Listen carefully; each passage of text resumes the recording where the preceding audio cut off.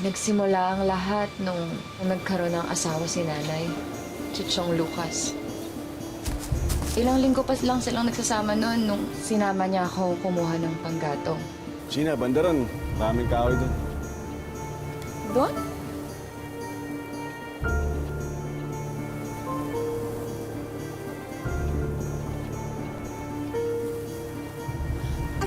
Chong? Chong, ano pa? Chong, bitawan niyo po ako, Chong! Chong!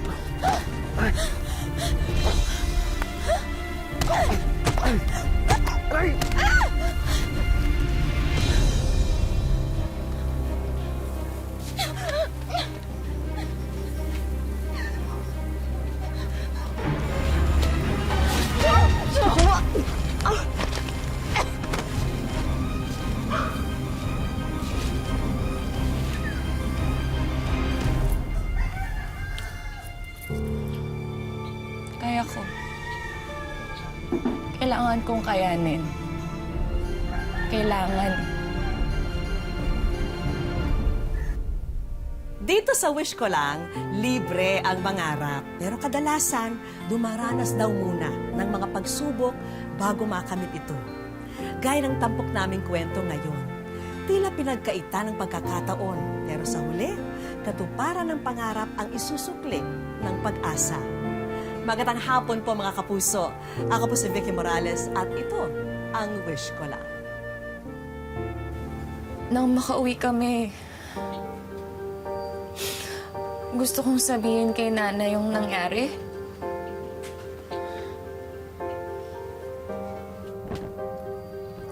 O anak, hindi ka yata makakain. May naramdaman ka ba? Sama ang loob niyan. Gusto kong sabihin sa kanya yung kahayupang ginawa sa akin ni Chong Lucas. Sinama ko manguha ng kahoy kanina. Puro reklamo, ayaw mapagod. Ano ba naman anak? Sa panahon ngayon, dapat magtulungan tayo.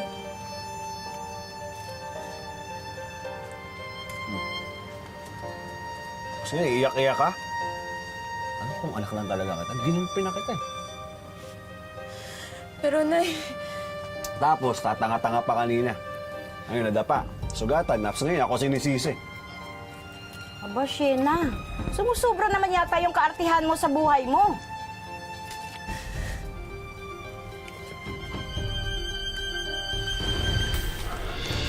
Shena!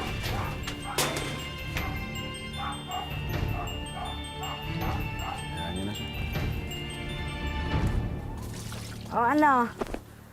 Punta na akong palengke. ay, sige ho, ingat kayo. O, sige. Pakibilan na rin ako ng gin, ha?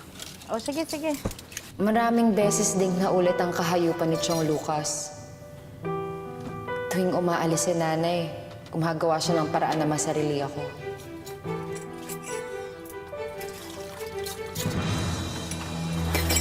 Tama na po! Ano ang problema mo? Ha? Hindi ka ba nasanay?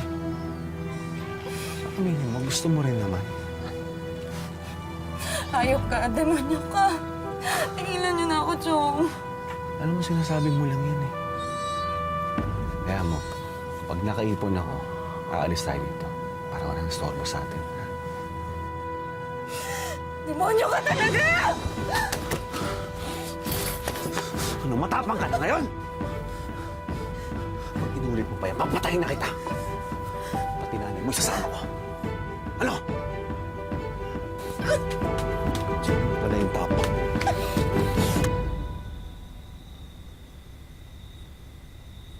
Isang gabi, tumakas ako sa amin.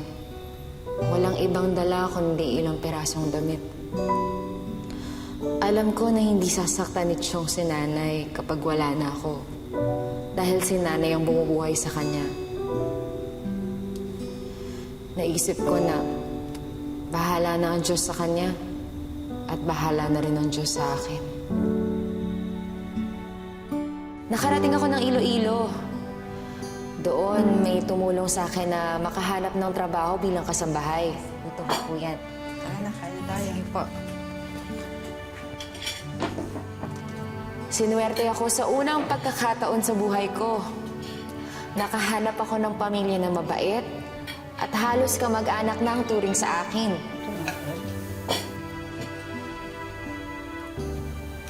Hanggang ano mo?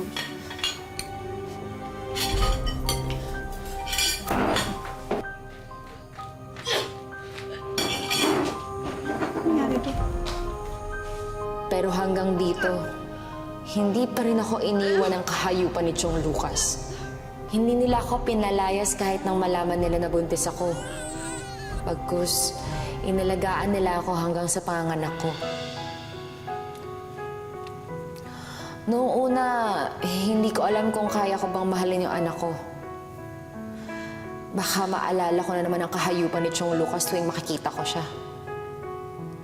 Pero nang mahawakan ko siya, hindi ko napigilang maiyak sa tuwa. May anak na ako. Sheena, sigurado ka ba sa gagawin mo? Naging kontento na sana ako sa buhay ko noon. Pero naghanap pa ako ng mas magandang buhay para sa anak ko. Napakalaki po ng utang na loob ko sa inyong dalawa. Kundi dahil sa inyo, malamang patay na kami mag-ina. Pero kailangan kong isipin ang kinabukasan ni Marco. Sigurado ka ba sa papasukan mong trabaho? Ay, wag po kayo mag-alala. Maganda pong trabaho ang ibibigay ko sa kanya. Sa gabi lang po siya magtatrabaho bilang waitress. At mahigit doble po ng sweldo niya dito ang kikitain niya. Pero ang baby mo, Sheena, paano siya pag wala ka? Pag nasa trabaho ka? Gagawin ko ng paraan. Ganito na lang. Iwan mo na lang si Marco sa amin habang nagtatrabaho ka. Malapit na sa amin ang bata. At alam mo na hindi namin siya pababayaan. Bilisan mo na magdesisyon, Sheena. Kailangan na natin umalis mamaya.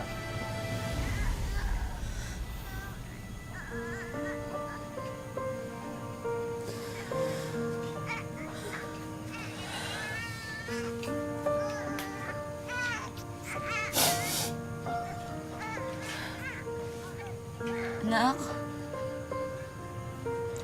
Sorry ah. Aalis muna ang nanay. Magtatrabaho. Huwag ka mag-alala, hindi namin pababayan ang anak mo, Sheena.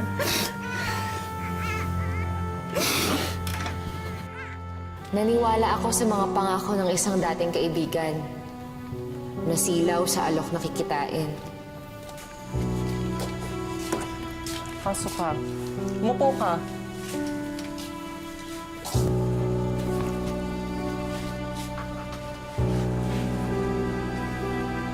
Carlo, akin na yung damit.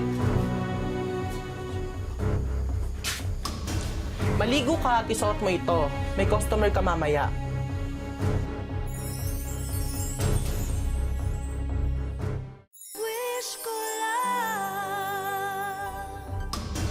Maligo ka at isuot mo ito. May customer ka mamaya.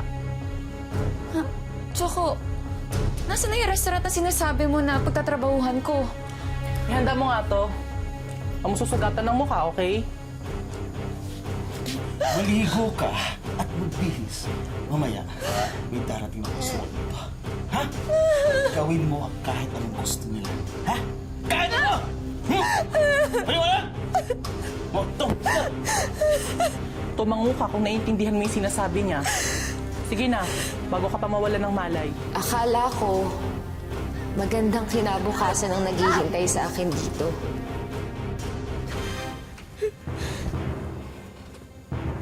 Boss. Ito. Bagong-bago yan. Pinumama kayo.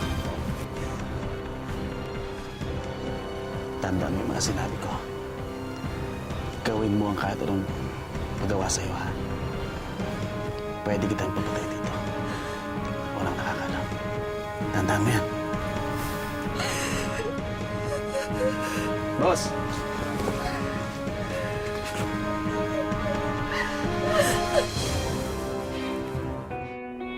Akala ko hindi ko masisikmura ang ganitong buhay. Nakakadiri. Bumaba ang respeto ko sa sarili. Pero sa paglipas ng panahon, nagpakatatag ako. Ikaw yung bago? Nagugutom ka na? Tara, kain tayo.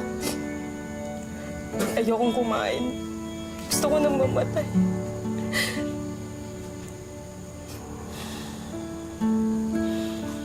Alam mo, ganyan din ang naiisip ko nung una. Pero pinili kong mabuhay. Kasi may anak akong naghihintay sa akin sa labas eh. Inisip ko na lang na lalampasan ko rin to, alang-alang sa kanya.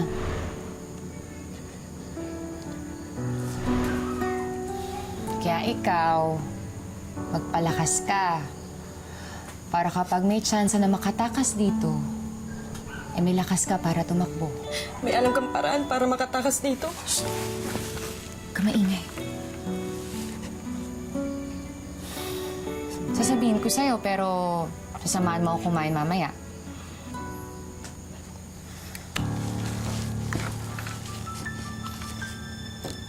May sikretong labasan dito sa likod ng cabinet kung saan tumatakas sila tsaka kapag nagkakarid. Doon ako tatakas kapag nagka-chance ako. Maawa ka. Isama mo ako. Sige, pero kumain ka muna. Sheena, Hindi na.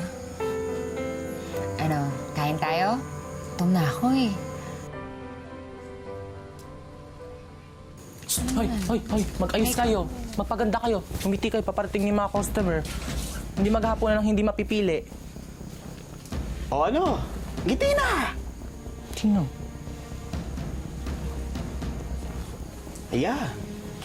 Ay, boss. Kaya sila. Ayan, boss. Mga bago yan. Bata pa. Wala bang mas bata pa?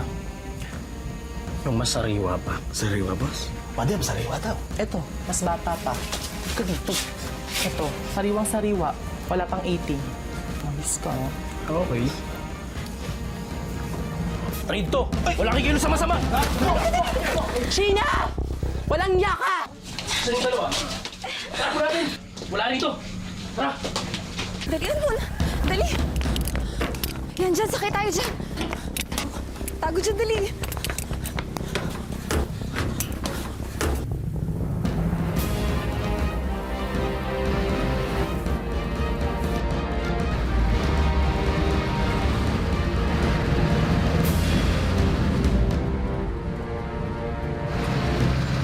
Wala na sila. Umuwi sa kanila si Dina. Ako naman, ilang linggong namasukan bilang labandera. Niligawan ako ni Alex at hindi nagtagal, sinagot ko din siya. Sinabi ko kay Alex ang lahat ng karanasan ko, pero tinanggap niya ako ng buong buo. At ngayon, iniuwi na niya ako sa bahay niya para magkasama na kami. Sina, nanay ko. Ano po?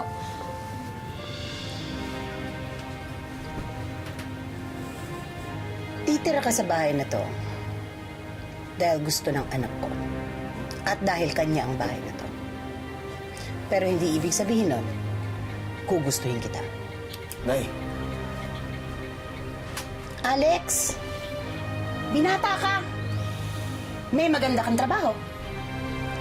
Bakit isang mumurahing babae ang gusto mo, ha? Nay, ano ba? Hindi, Alex, okay lang. Sabi ko naman sa'yo, hindi mo na kailangan gawin to. Ayun naman pala eh. Alam niya namang mumurahin siyang babae. Pero bakit mo pinagpipilitan yung sarili mo sa anak ko? Nay, mahal ko ho siya. Dito siya titira. Bubuo kami ng pamilya. At kung hindi niyo tanggap yun, pwede na bumalik sa probinsya. Bahala ka.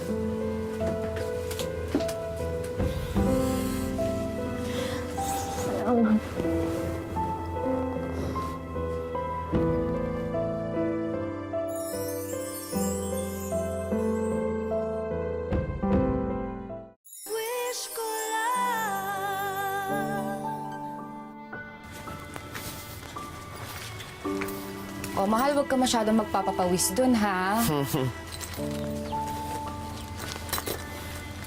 Mahal, uwi ka ba mamaya tanghali?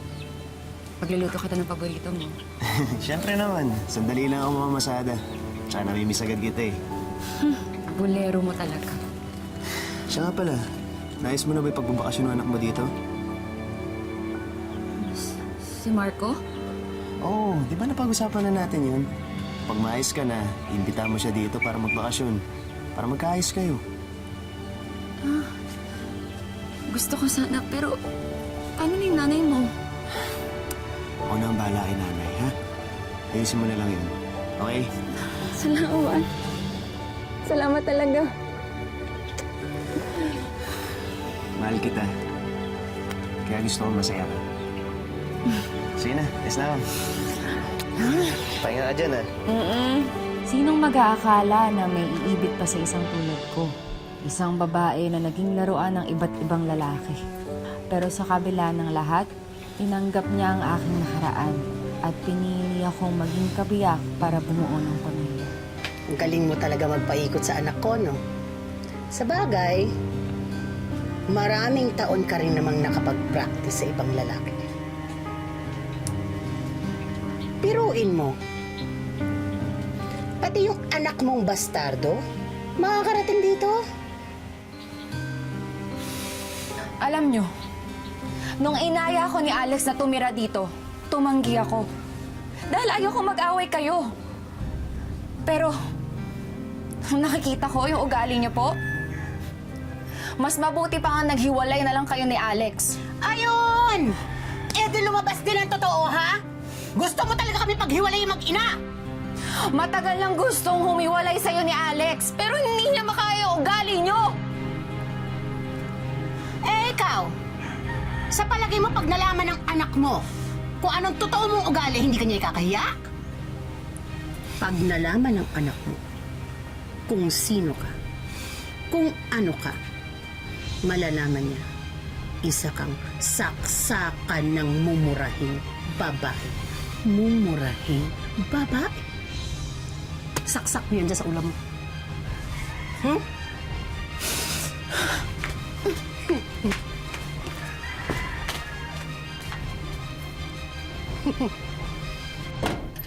Tinawagan ko sila, Ma'am at Sir.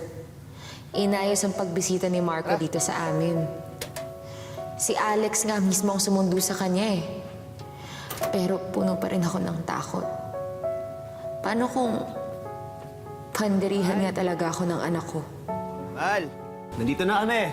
Ah, Ay, gawin mo.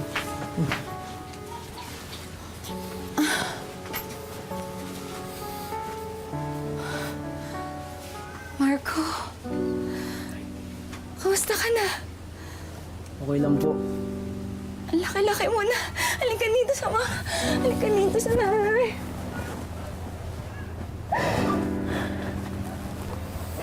Una, ang gwapo-gwapo na una. Upo ka muna.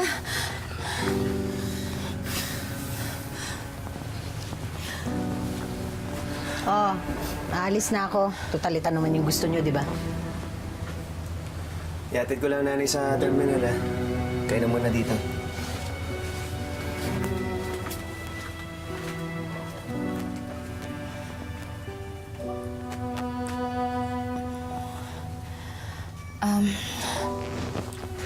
Anak, nagugutom ka ba? Kumain ka na ba? Nauuhaw ka? May kalamansi juice doon. Gagawan kita. Gusto mo? Ha? Sindiya ka lang, ha? Hindi ako mahilig sa maasim. Kung ikaw nang palay sa akin, di sana alam mo yun. Anak, huwag ka naman ganyan sa nanay. Saan ko pwedeng iwan itong mga gamit ko? Doon, nak.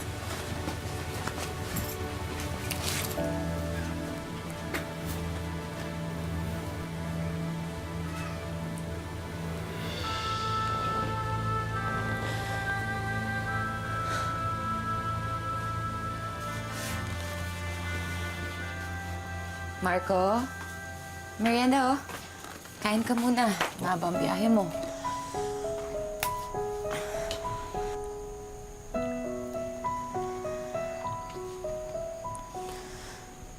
Alam mo, nak, tama ka.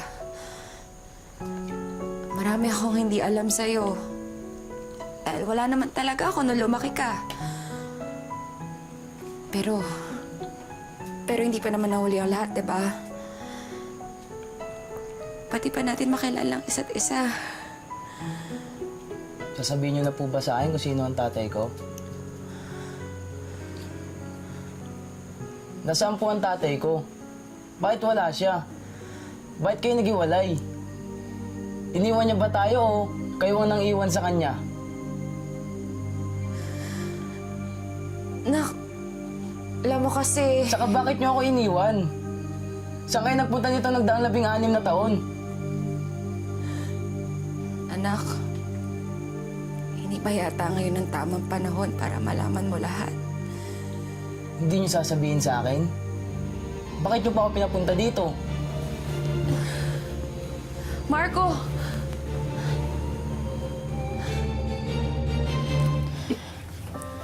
Kaya kita tinawagan.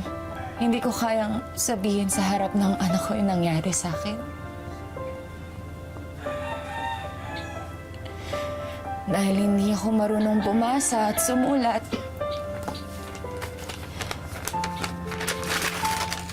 Kaya ikaw na lang ang magsusulat ng buhay ko. Pati na rin ang kwento ng buhay niya.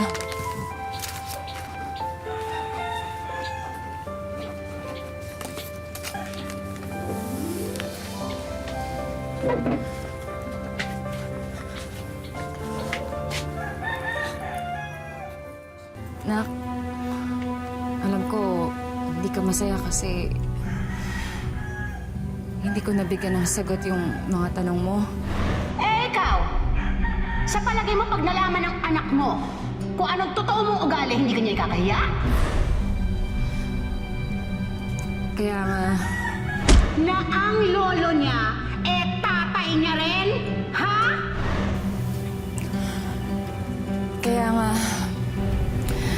kaya nga dapat bumalik ka dito. Para paghanda na ang nanay, sabihin ko sa'yo lahat-lahat. Ha? Mag-iingat ka. Tayo mo na lang sa jeep.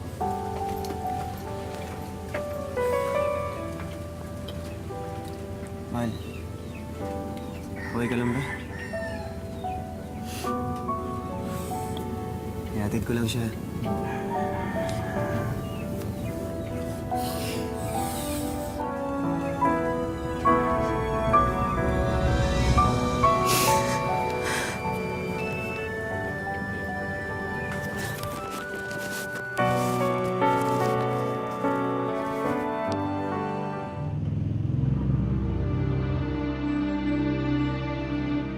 Umabot sa 17 taon ang pagkakahiwalay ni Sheena sa kanyang anak na si Marco.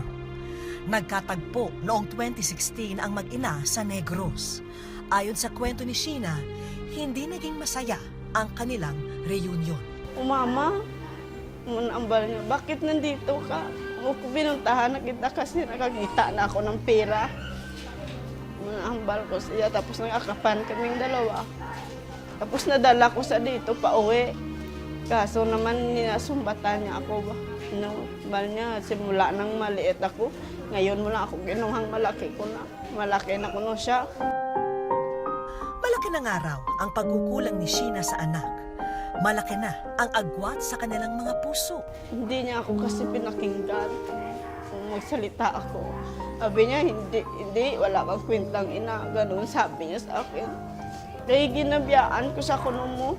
Tapos na lang, umalis na lang ako. Papunta ako ng CR namin para hindi ko marinig lahat ng sasabihin niya. Tapos umuwi naman sa San Negros. Walang nanumbalik na pagkasabik si Marco sa kanyang ina. At tila ang maraming taon na kanyang hinintay ay gumuho sa loob ng ilang oras lamang. Noong araw na yon, muling naghiwalay ang kanilang landas at hindi na muli niya nakita ang anak. Masasabi mo ba na maganda na yung relationship mo sa kanya o hindi pa rin? Hindi pa rin, hindi siya nakikinig sa akin. Pero narinig naman ng Diyos ang mga panalangin ni Sheena dahil pumayag na si Marco na muling makipagkita sa Iloilo. Sa pangalawang beses ng kanilang pagharap, mabigat pa rin ang loob ni Marco sa ina. Bata pa lang ako, iniwan ako ni Mama sa mga kanyang amo. Lumaki ako pero hindi ko magulang ang nagpapalaki sa akin. Nalaman ko nga hindi ako nila anak kasi niloloko ako ng mga kaibigan ko. Sinasabi na sa akin, ampon ka lang anak sa labas. Sasaktan ako kapag narinig ko ang mga sinabi niya. Hanggang ngayon, hindi pa rin yata humuhupa ang galit ni Marco. Binasa sa ng stepfather niya. Tapos ako yung lumabas. Para nadiri ako sa sarili ko. Pag nalaman ko na galing ako sa rape. Alam mo kasi yung mga nanay malaking puso sa mga anak. Pero ang nanay ko parang wala siyang puso sa akin kasi iniwanan niya lang ako. Wala naman ako matanong bakit ginawa niya sa akin yun. Hindi ko naman alam kung may kasalanan akong ginawa sa kanya. O talaga isa lang akong pagkakamali sa buhay niya. Gusto man naming mapaliwanagan si Marco sa napakarami niyang tanong. Alam namin walang ibang pwedeng makasagot sa kanya kundi ang kanyang ina. Marami akong itanong sa akin nanay na sakaling makaharap ko siya. Nandidiri ba siya sa akin kapag nakita yung mukha ko. Sa ngayon, hindi ko pa rin alam ang nararamdaman ko kung sakaling makaharap ko siya. Sa naging kapalaran ng mag-ina, kanino nga ba dapat ibuntun ang sisi? At kanino dapat ibigay ang simpatya? Kung sadyang gusto na nilang bigyan ng mas magandang kabanata ang kwento ng kanilang buhay, nasa kanilang mga kamay na rin ang susi. At ito ay ang harapin nila ang realidad na kailangan nilang magkaharap at magkausap ng puso sa puso.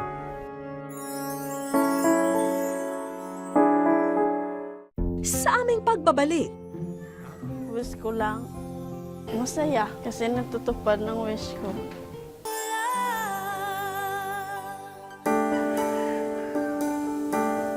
isa sa mga pinagkakakitaan ni Sheena ang magrepa ng banana chips para ibenta bilang pasalubong. Pero hindi pangkaraniwan ang araw na to dahil sa mga nakahalong etiketa sa kanyang mga pambalot ng pasalubong. Wish ko lang, masaya kasi natutupad ng wish ko dahil makasama ko ng anak ko. Kung labis-labis ang pananabik ni Sheena dahil dumating na ang araw na makakaharap niya muli ang anak, ganun din kaya ang nararamdaman ni Marco? Sa simbahan ng Molo, Iloilo City namin napagpasyahang pagtagpuin ang dalawa.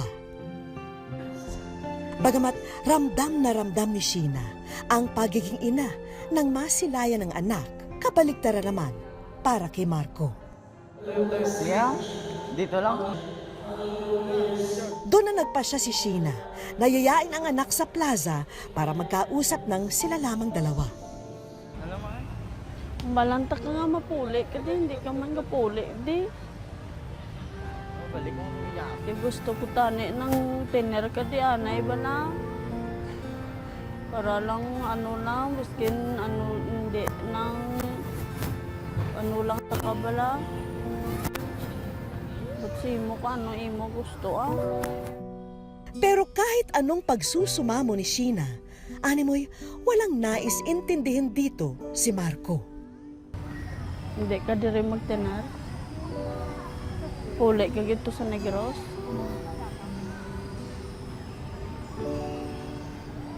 Gusto ko tani diri ka anay biskin pila lang kabulan. Pero sa pagkakataong ito, hindi na papayag si Sheena na malalayo pa muli sa kanya ang anak na si Marco. Kailangan niyang ipaliwanag sa anak ang tunay na nangyari kung bakit sila nagkahiwalay. Hindi ang balan ko manasa. Kaso parang ayaw yung makinig minsan.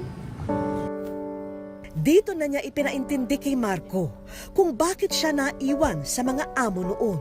13 anyos lang si Sheena nang mabuntis at maging ina. Kaya natatakot siya sa kapakanan ni Marco, lalo na kung walang mahanap na trabaho at baka tumira lang sila sa lansangan noon. At ang pinakamainam na gawin ay ibilin ang anak sa mga taong may sariling bubong na tinutuluyan at may pagkain sa hapag. Napansin naming nagbago ang ihip nang kunin ni Marco ang kamay ng ina para hawakan ito. Ilang sandali pa, si Marco na mismo ang umakbay sa kanyang ina. Hindi ko po inaasahan na mabawasan ang galit ko sa aking nanay. Ngayon ko lang pala naisip na galit po ako sa iyan na sa maling dahilan. Pero alam kong dadating ang araw na patuluyan ko siyang mapatawad. At dahil everybody happy na, mabuti pa'y ibigay na natin ang aming regalong financial assistance para sa mag-ina. Tulong sa kanya at pang negosyo. Hindi mo na kailangan gastusin sa negosyo ang perang yan dahil nakahanda na ang bago mong bigasan na ipapauwi namin sa inyo. Masayang masaya dahil may pangkabayan ako. Dahil pabalik tarin mo po yung mundo, siya po talaga yung nanay ko. Madalas natin tawagin na ilaw ng tahanan ang mga ina. Sila kasi ang nagsisilbing liwanag ng ating buhay. Ngunit kung may mga pagkakataon na humihina ang tanglaw nito, hindi raw ibig sabihin ay naglaho na rin ang ningas ng pagmamahal ng isang ina. Lahat ng kaganapan sa ating buhay ay may dahilan.